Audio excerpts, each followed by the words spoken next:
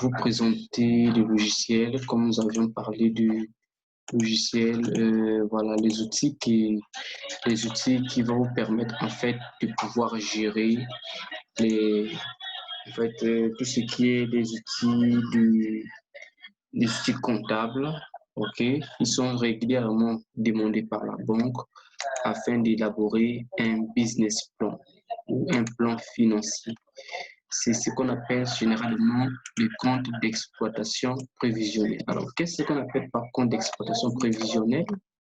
Lorsque vous voulez obtenir un financement au niveau de la banque, s'il te plaît, diminue un peu le volume, s'il te plaît. Lorsque vous voulez obtenir un financement au niveau de la banque, peut-être pour financer votre projet, votre entreprise, la banque est une institution financière, a besoin de s'assurer des garanties, des sécurités, ok, pour le financement qu'il est censé vous attribuer. Il veut s'assurer que vous serez en mesure de pouvoir respecter les échéances de paiement des annuités par rapport à ces financements. De ce fait, il va vous demander ce qu'on appelle certaines informations comptables qui sont vos états financiers. Il va vous demander aussi votre plan du compte d'exploitation prévisionnelle. Alors, le compte d'exploitation prévisionnelle, c'est juste une façon de présentation imagée ou prévisionnelle. Prévisionnelle vient du mot un peu prévision. Ça veut dire que vous faites la prévision sur les 3 prochaines années ou sur les 5 prochaines années, comment votre activité va se dérouler, donc de façon chiffrée. Combien sera la portée de votre chiffre d'affaires prévisionnel sur les 3 prochaines années ou bien au mieux les 5 prochaines années. Votre chiffre d'affaires peut s'élever à la hauteur de combien? En tenant en compte ce qui est déjà disponible aujourd'hui. Donc, vous pouvez faire une prévision, une projection. C'est-à-dire que le prévisionnel, c'est une projection sur les 3 prochaines années ou les 5 prochaines années de combien va s'élever votre chiffre d'affaires. Donc, voilà, vous allez pouvoir renseigner tout ça là et aussi les différents postes de dépenses d'exploitation qui sont vos charges inhérentes à l'activité parce qu'étant une entreprise qui fonctionne, qui est opérationnelle, vous aurez à faire des dépenses, à supporter des charges et différentes charges qui doivent être recensées dans ces comptes d'exploitation, qui doivent être énumérées ou répertoriées. Voilà. Alors, une fois qu'on a répertorié tout ça là, ça va faire apparaître ce qu'on appelle des ratios, des indicateurs de performance, les capacités d'autofinancement, les tableaux, voilà, les sortes d'intermédiaires de gestion, tout cela, ce sont des ratios que les financiers, donc celui qui est chargé d'affaires, va voir pour faire des simulations et s'assurer qu'effectivement votre entreprise à une bonne prévision, à une bonne santé, et c'est possible si on peut accorder un crédit à hauteur de tant de millions, étant donné que dans la prévision que nous avons ici, ça peut dégager un résultat prévisionnel, un résultat comptable prévisionnel de tant de millions, et après, avec les intérêts, les annuités du crédit, ça ne va pas asphyxier l'entreprise parce qu'ils ne veulent pas que le but du financier, c'est juste sécuriser en fait et de ne pas tuer votre activité. Parce que si on vous donne les crédits, que vous ne serez pas en mesure de pouvoir rembourser et qu'il n'y a pas un plan bien détaillé pour justifier comment vous allez utiliser ces crédits, comment vous comptez les dépenser, ça veut dire que c'est en danger. C'est-à-dire que ça sera un crédit qui risque voilà, un risque élevé de remboursement ou de recouvrement. Parce que c'est à la responsabilité du chargé d'affaires ou du chargé de compte de pouvoir sécuriser et valider. Après, il y a ceux qui s'occupent des parties analyse financière au niveau de la banque, de pouvoir maîtriser, interpréter les ratios et trouver que c'est correct. OK. Ça, c'est un peu la partie théorique. Maintenant que nous allons voir comment c'est structuré comme ceci. Donc, ici, vous avez votre logo. Ici, on va mettre en fait ce qu'on appelle voilà, études financières pour donner sur de 3 ans. Et c'est SRL, le numéro de téléphone. Vous voyez, ici, nous avons fait ça pour une entreprise qui se trouve à Libreville. Donc, généralement, quand vous allez voir un cabinet comptable pour vous faire ce genre d'outil, il ne vous donnera jamais le logiciel pour le dégénérer. Et vous ne devez pas le faire vous-même parce que vous pouvez le faire vous-même. Vous n'avez pas la flair financière pour interpréter les informations qui sont ici de façon que ça puisse être validé ou accepté. Donc, quand vous l'avez fait vous-même de façon basique sur Excel, ça va être bien vu. Donc, les experts ou ceux qui sont les professionnels de la banque, ils vont carrément savoir que vous avez juste parce que vous voulez avoir un crédit, mais vous ne voulez pas dépenser de l'argent parce que vous voulez juste faire vous-même, mais effectivement, à 80% des cas, vous allez échouer. Vous n'aurez pas les crédits parce que vous n'allez pas savoir comment mettre en avant votre entreprise sur le plan prévisionnel, sur ces comptes prévisionnels. Donc, voilà. Donc, ici, nous avons ici les soldes des charges sociales. OK? La première des choses que nous allons voir ici, c'est les blocs des investissements et financements. Donc, ici, va recenser tout ce qui est investissement de départ de votre entreprise. C'est un peu comme votre bilan aussi ici. Financement d'investissement et les apporteurs des capitaux vont apparaître. Ici, ça va apparaître votre capital, donc la valeur de votre patrimoine disponible.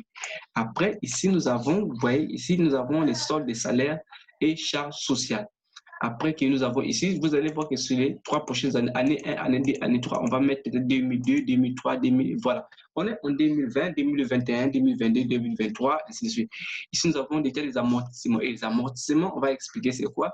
Ça veut dire qu'on va ici faire une prévision déjà d'amortir tous les actifs immobilisés que nous avons, parce qu'on suppose que ça va perdre de la valeur et qu'on doit mettre de l'argent à côté pour pouvoir le remplacer. Donc, ici, nous avons les amortissements corporels, et nous avons ici, ces tables d'amortissement, nous avons ici les comptes des résultats prévisionnels. C'est-à-dire qu'ici, on prévoit combien probablement on prévoit gagner en termes de valeur ajoutée en prenant en compte les chiffres d'affaires moins les charges d'exploitation, et qui va ressortir ici les charges sociales, les prélèvements des dirigeants, il va sortir les frais financiers, s'il y en aura, impôts, ainsi de suite, et taxes, les impôts sur les sociétés. Et ça va nous faire ressortir ici le résultat net comptable est ici. Et je vais vous dire que ici, c'est des trucs automatiques. Ça veut dire que ce n'est pas fait manuel, de façon manuelle, c'est automatique. Donc, on a rempli, il y a un formulaire là où on remplit et ça va se générer. Les formules sont incrémentées dans le logiciel de façon automatique. Ici, nous avons les soldes intermédiaires de gestion. Ici, c'est la partie où on mettra le nom du projet, porteur du projet. Les soldes intermédiaires de gestion ici par année durant les 3 années. Donc, ici, nous allons voir la marge globale, les charges externes, la valeur ajoutée, les impôts et taxes, charges du personnel, excédent brut d'exploitation. Nous avons les résultats d'exploitation, nous avons les résultats courants avant impôt, les résultats de l'exercice capacité de financement. Ça, ce sont les ratios. Alors ici, nous avons ici les seuils de rentabilité économique. Ça, c'est très bien grâce à la banque va vraiment vérifier ça. Vous allez voir qu'il y a le taux de marge qui va apparaître ici, 50%, et le coût fixe, parce qu'on va prendre ici les coûts fixes, et ainsi de suite. Et nous allons voir ici les rentabilités par rapport au chiffre d'affaires. Bon, excédent ou insuffisance brute, bon, va apparaître ici. Ça, c'est automatique. Donc, n'essayez pas de le remplir à la main. Vous avez ici un plan de financement. Alors, ici, c'est aussi une rubrique du plan de financement. Voilà. On ne va pas expliquer tout ça là, mais c'est juste que je voulais vous présenter comment ça fonctionne. Budget prévisionnel de trésorerie, ici, durant la première année, et tout cela va apparaître ici. OK, donc vous avez vu ici comment c'est structuré votre plan financier ou votre compte d'exploitation prévisionnel. C'est ça qu'on appelle le plan financier. Alors ici, cette partie, c'est là où on remplit évidemment les informations qui vont être générées automatiquement. Donc, je vous dis à la suite pour voir un peu avec vous maintenant les états financiers. Les états financiers, c'est ici. Alors, les états financiers, je vais vous expliquer que les états financiers, c'est en réalité, c'est de façon légale. C'est une obligation légale selon peut-être la loi des finances, selon l'OADA, ok, l'organisation sur l'harmonisation des droits des affaires en Afrique, qui stipule que chaque société doit déposer les états financiers, ce qu'on appellera aussi les liasses fiscales. Ça veut dire qu'étant une société, vous êtes censé déclarer vos revenus, déclarer combien l'entreprise a généré comme résultat comptable et après qui va être traduit en résultat fiscal bien après. Combien l'entreprise a généré pour que, à base de ces déclarations, l'État va calculer l'impôt, donc qu'on appelle l'impôt sur les sociétés. Et dans ces états financiers, vous aurez, qu'est-ce que vous aurez dans ces états financiers? Vous aurez en fait tout ce qui concerne voilà, intégration de la balance ici. Oh là là. Ok. Ici, voilà. Ici, vous aurez, voilà. Ici, vous avez là où la balance doit être intégrée. Ok. Ici, la balance doit être intégrée. La balance, c'est en fait votre comptabilité. Voilà. Si vous n'avez pas fait de comptabilité, déjà, c'est là où ça fausse parce que vous devez avoir une comptabilité. C'est-à-dire que vous enregistrez le flux, les informations comptables, vos dépenses, vos recettes, ainsi de suite. Et à la fin de l'année, on va faire la clôture de ces comptes et générer ce qu'on appelle une balance générale. Et cette balance générale qu'on viendra mettre ici, une fois qu'on va mettre la balance générale ici, après, ça va apparaître ici et ça va venir générer. Cette balance générale va générer en fait ce qu'on appelle maintenant les comptes de résultats. Donc, le bilan d'abord, le bilan actif va apparaître ici. Voilà, ça c'est le bilan actif. Les bilans actifs, c'est vraiment la présentation. En fait, c'est comme une photographie de votre activité pour montrer ce que l'entreprise a comme patrimoine. Les immobilisations incorporelles, c'est tout ce que vous avez comme immobilisation, patrimoine immatériel. Les immobilisations corporelles, c'est tout ce que vous avez comme immobilisation, tout ce qui est patrimoine matériel. Dans les immobilisations corporelles, vous avez les bâtiments, vous avez les véhicules, vous avez les machines, les engins, les imprimantes, les ordinateurs, toutes ces immobilisations corporelles. Donc, vous avez tout ça. Après, vous avez les actifs circulants qui sont vraiment bien d'autres, la banque, les informations de la banque, la caisse, voilà, les clients et tout, et tout, et tout, et tout, et tout. Donc, après, ça, c'est les actifs. Donc, ça va apparaître de façon automatique. Ici, vous ne pouvez pas manipuler si vous ne maîtrisez pas la comptabilité. Ici, vous aurez le bilan passif. Donc, le bilan passif, c'est en réalité, ça fait ici apparaître votre capital avec vos dettes. OK, ce qui apparaît ici, selon l'exercice précédent et l'exercice en cours. Donc, l'exercice N-1 et l'exercice N. Bon. Ça, c'est les cabinets qui l'auront plus pour vous. Ils ne vous donneront jamais ces logiciels pour le faire parce qu'ils sont habilités à pouvoir vous générer les états financiers. Et une fois que vous avez fait ça, après, vous avez ici les comptes de résultats. Les comptes de résultats, ici, va permettre, le rôle, c'est de dégager votre bénéfice ou votre perte au cours de l'exercice comptable. C'est ça, les comptes de résultats qui est ici. Ça, cette fois, ce n'est pas prévisionnel. Prévisionnel, c'est ce qu'on anticipe pour voir dans l'année qui suit, les décisions qui suivent.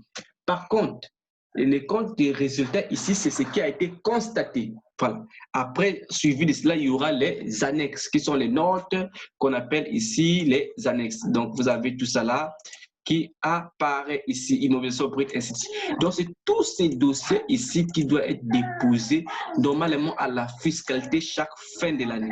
Donc, si vous n'avez pas ça, il faut les faire. Donc, voilà, c'est pourquoi les entreprises vous ont, les cabinets demandent généralement de pouvoir traiter votre comptabilité et ils peuvent vous demander pas moins de 500 000 ou plus. Donc, peut-être où ils sont 1 million, 2 millions même. Voilà. Si c'est une grande... Donc, voilà. Voilà un peu en succinct ce qu'on appelle par les états financiers et le compte d'exploitation. Donc, à tout de suite.